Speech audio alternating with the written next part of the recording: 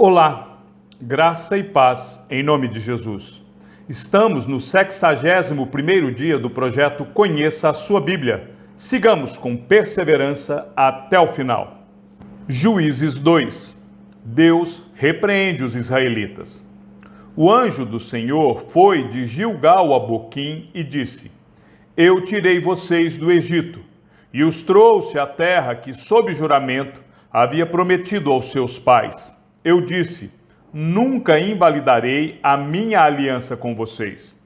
Quanto a vocês, não façam nenhuma aliança com os moradores desta terra. Pelo contrário, derrubem os seus altares. No entanto, vocês não ouviram a minha voz. O que é isso que vocês fizeram? Por isso, também eu disse: Não expulsarei esses povos da presença de vocês. Pelo contrário, eles serão seus adversários, e os deuses deles serão uma armadilha para vocês. Quando o anjo do Senhor acabou de falar estas palavras a todos os filhos de Israel, o povo levantou a sua voz e chorou. Por isso, aquele lugar foi chamado de Boquim, e ali ofereceram sacrifícios ao Senhor. A morte de Josué. Depois que Josué despediu o povo, os filhos de Israel se foram, cada um à sua herança, para possuírem a terra. O povo serviu o Senhor todos os dias de Josué e todos os dias dos anciãos que ainda sobreviveram por muito tempo depois de Josué e que viram todas as grandes obras que o Senhor tinha feito por Israel. Josué, filho de Num, servo do Senhor, morreu com a idade de 110 anos. Foi sepultado em sua própria herança, em Timnat-Heres, na região montanhosa de Efraim, ao norte do Monte Gaás. Toda aquela geração também morreu e foi reunida aos seus pais. E depois dela se levantou uma nova geração que não conhecia o Senhor, nem as obras que ele havia feito por Israel. Então, os filhos de Israel fizeram o que era mal aos olhos do Senhor, servindo os Baalins. Deixaram o Senhor, Deus de seus pais, que os havia tirado da terra do Egito, e seguiram outros deuses, os deuses dos povos que havia ao redor deles, e os adoravam e provocaram o Senhor à ira, porque deixaram o Senhor e serviram Baal e Astarote. A ira do Senhor se acendeu contra Israel, e ele os entregou nas mãos de ladrões que os despojavam do que possuíam. Ele os entregou nas mãos dos seus inimigos ao redor, e não puderam mais resistir a eles. Por onde quer que fossem, a mão do Senhor estava contra eles para seu mal, como o Senhor lhes tinha dito e como lhes havia jurado, e estavam em grande aperto. Então o Senhor suscitou juízes, que os livraram das mãos dos que os atacavam e roubavam, mas eles não obedeceram aos seus juízes. Pelo contrário, se prostituíram com outros deuses e os adoraram. Depressa se desviaram do caminho por onde andaram seus pais, na obediência aos mandamentos do Senhor, e não fizeram como eles. Quando o Senhor lhes suscitava juízes, o Senhor estava com o juiz e os livrava das mãos dos seus inimigos todos os dias daquele juiz, porque o Senhor se compadecia deles ante os seus gemidos por causa dos que os afligiam e oprimiam. Mas quando o juiz morria, eles voltavam a viver como antes e se tornavam piores do que os seus pais, seguindo outros deuses, servindo-os e adorando-os. Não abandonavam nenhuma das suas práticas, nem a sua obstinação. Por isso, a ira do Senhor se acendeu contra Israel, e ele disse: Porque este povo transgrediu a minha aliança, que eu havia ordenado a seus pais, e não deu ouvidos à minha voz, também eu não expulsarei mais de diante deles nenhuma das nações que Josué deixou quando morreu. Por meio delas, vou pôr Israel à prova, para ver se o povo guardará ou não o caminho do Senhor, como seus pais o guardaram. Assim, O Senhor deixou que aquelas nações ficassem e não as expulsou logo, nem as entregou nas mãos de Josué. Juízes 3. Povos pagãos no meio de Israel. São estas as nações que o Senhor deixou ficar para, por meio delas, pôr Israel à prova, isto é, para provar todos os israelitas que não sabiam de todas as guerras de Canaã. Ele fez isto tão somente para que as gerações dos filhos de Israel conhecessem a guerra, para lhes ensinar a guerra, pelo menos as gerações que anteriormente não sabiam disso. Os que ficaram foram 5 governantes dos filisteus, todos os cananeus, sidônios e heveus, que habitavam as montanhas do Líbano, desde o monte de Baal-Hermon até a entrada de Amate. Estes ficaram para, por meio deles, o Senhor pôr Israel à prova, para saber se dariam ouvidos aos mandamentos que havia ordenado aos seus pais por meio de Moisés. Assim, os filhos de Israel moravam no meio dos cananeus, dos heteus, dos amorreus, dos ferezeus, dos heveus e dos jebuseus. Tomaram de suas filhas para si por mulheres e deram as suas próprias aos filhos deles e rendiam culto a seus deuses. Otiniel. Os filhos de Israel fizeram o que era mal aos olhos do Senhor e se esqueceram do Senhor, seu Deus, e renderam culto aos Baalins e ao poste da deusa Aserá. Então a ira do Senhor se acendeu contra Israel, e ele os entregou nas mãos de Cusã-Risataim, rei da Mesopotâmia. E os filhos de Israel serviram Cusã-Risataim durante 8 anos. Os filhos de Israel clamaram ao Senhor, e o Senhor lhes suscitou um libertador, que os libertou, Otiniel, filho de Kenaz, que era irmão de Calebe e mais novo do que ele. O Espírito do Senhor veio sobre ele, e ele se tornou juiz de Israel. Foi para a guerra, e o Senhor lhe entregou nas mãos Cusã-Risataim, rei da Mesopotâmia, contra o qual ele prevaleceu. Então a terra ficou em paz durante 40 anos. Otiniel, filho de Kenaz, morreu. Eude. Os filhos de Israel tornaram a fazer o que era mal aos olhos do Senhor. Por isso, o Senhor deu poder a Eglon, rei dos Moabitas, contra Israel, porque fizeram o que era mal aos olhos do Senhor. Eglon se juntou aos filhos de Amon e os amalequitas, foi e derrotou Israel, e eles se apoderaram da cidade das palmeiras. E os filhos de Israel serviram Eglon, rei dos Moabitas, durante 18 anos. Então os filhos de Israel clamaram ao Senhor, e o Senhor lhe suscitou um libertador, Eude, homem canhoto, filho de Gera, benjamita. Por meio dele, os filhos de Israel enviaram tributo a Eglon, rei dos Moabitas. Eude fez para si um punhal de 2 gumes, do comprimento de quase meio metro, e cingiu debaixo da sua roupa do lado direito. Então ele levou o tributo a Eglon, rei dos Moabitas. Eglon era um homem muito gordo. Depois de entregar o tributo, Eude saiu com os carregadores do tributo. Ele, porém, voltou do ponto em que estavam as imagens de escultura ao pé de Gilgal e disse ao rei: Tenho uma palavra secreta para o Senhor, ó rei. O rei disse: Cale-se.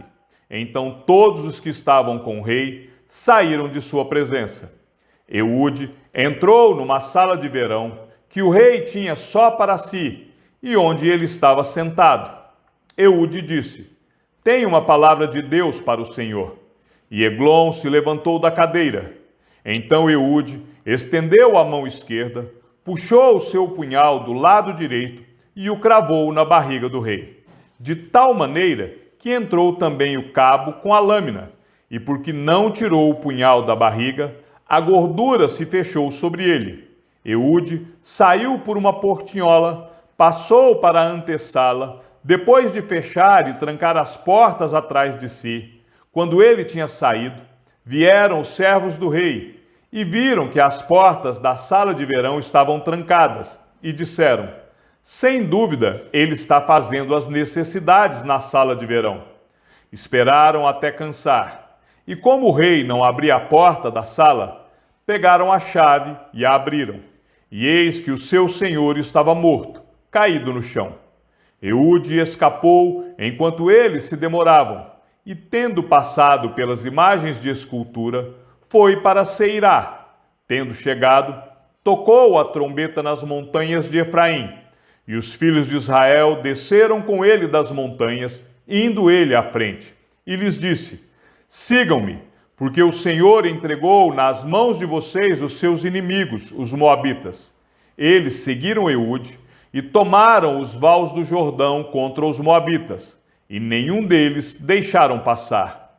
Naquele tempo, mataram uns 10.000 homens moabitas, todos robustos e valentes, e não escapou nem sequer um. Assim, naquele dia, Moabe foi subjugado por Israel, e a terra ficou em paz durante 80 anos. Sangar. Depois de Eude, veio Sangar, filho de Anate, que matou 600 filisteus com uma aguilhada de bois, e também ele libertou Israel. Juízes 4. Débora e Baraque. Os filhos de Israel tornaram a fazer o que era mal aos olhos do Senhor, depois da morte de Eude. E o Senhor os entregou nas mãos de Jabim, rei de Canaã, que governava Azor. O comandante do seu exército era Cícera, que morava em Arosete-Agoim. Os filhos de Israel clamaram ao Senhor, porque Jabim tinha 900 carros de ferro, e durante 20 anos oprimia duramente os filhos de Israel. Débora, profetisa, esposa de Lapidote, julgava Israel naquele tempo. Ela atendia debaixo da palmeira de Débora, entre Ramá e Betel, na região montanhosa de Efraim. E os filhos de Israel vinham até ali para apresentar as suas questões. Débora mandou chamar Baraque, filho de Abinoão, de Quedes de Naphtali, e lhe disse: o Senhor, Deus de Israel, deu a seguinte ordem: vá e reúna os seus homens no Monte Tabor, escolhendo 10.000 homens dos filhos de Naphtali e dos filhos de Zebulon. Eu farei com que Cícera, comandante do exército de Jabim, se dirija até você junto ao ribeiro de Quizon, com seus carros de guerra e as suas tropas, e eu o entregarei nas suas mãos. Então Baraque disse a Débora: se você for comigo, irei. Mas se você não for comigo, não irei. Ela respondeu: certamente irei com você.